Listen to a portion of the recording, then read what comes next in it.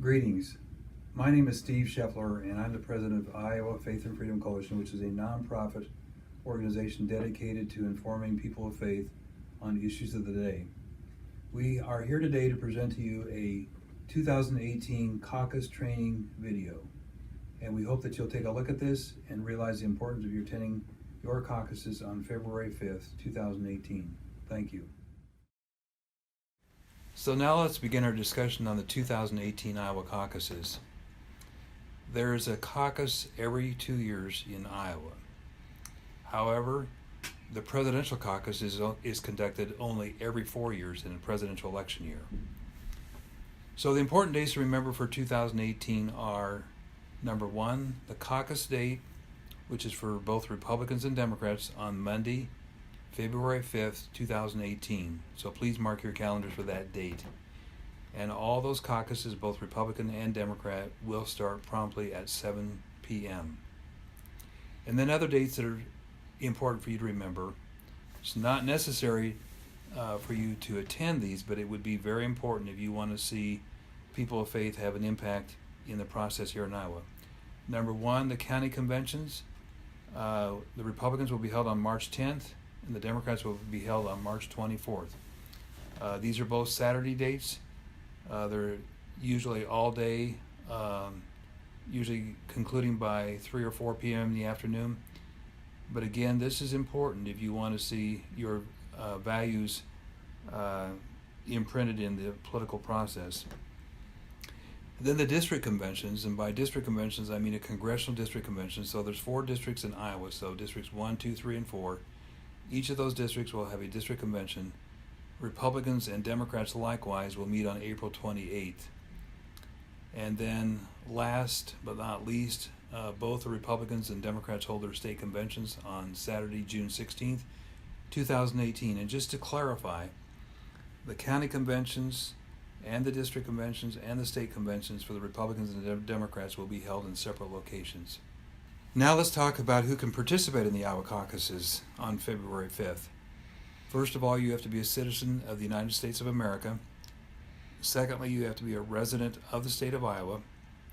Next, you need to be a resident of the precinct in which you caucus.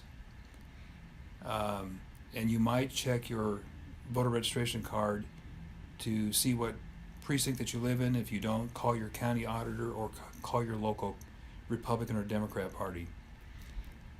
Next, you need to be 18 years of age by the date of the general election. Next, you need to be registered to vote with the party for which you plan to caucus. Now, if you're registered to vote or would like to switch your party registration, you can do that night of the caucus. If you have moved since the last caucus, you'll need to bring some proof of residence, like an electric bill, voter card, a military card, or whatever that shows where you presently live.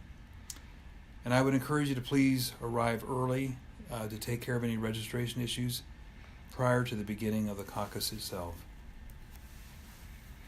Then let's talk about where do you actually caucus at. Caucus locations are determined by the local county parties. Most of the caucuses meet at either schools, convention centers, or churches, and in some cases, in some rural counties, they might even meet in a private home. Your entire county may meet together at a central location. However, you will caucus with your individual voting precinct by itself. The actual caucus sites will be posted twice in local newspapers in your area. A list of caucus sites will also be available at the state political party websites, and the Republican Party website is www.iowagop.org. The Democrat website is www.iowademocrats.org. Your county auditor will also have a list of the caucus sites. Now let's talk about the actual process. You'll need to check in the registration table when you arrive. There will be people there to greet you and to sign you in. Volunteers will be there to assist you to make you comfortable.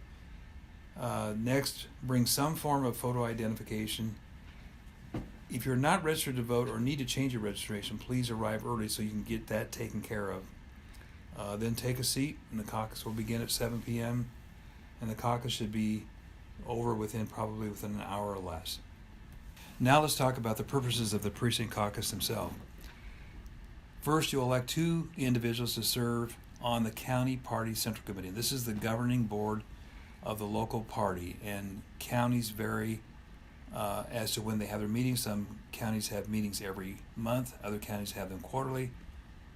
So you might want to check with those people conducting the caucus how often they meet, but we would encourage, if you get elected to that, it'd be very important for you to be as active as you can so that you can show that you have an interest in party matters. Next, you will elect delegates to the county political party convention. Somebody will be there to announce the number of delegates per precinct that go to the county convention.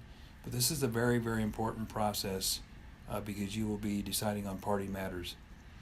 And then there will be time in the schedule where you can submit your views and issue planks that you want to see in your party platform. So you can either think them out in your head and read them out loud, or probably even a better idea would be to jot your thoughts or the actual plank on a piece of paper and then present it. And in most cases, those are all taken and then forwarded onto a county platform committee. Now let's visit briefly about the party positions that are available. First, for old war horses like me, I can tell you that Christian conservatives have made and changed the face of the Iowa politics over the last 30 years in Iowa. They've made great strides. But we must continue to be vigilant. We must have our pro-family values heard at all levels in the political parties in Iowa, because that's what makes the face of the state parties. You're going to elect county central committee members, and this is very important, but this is kind of a long-term commitment.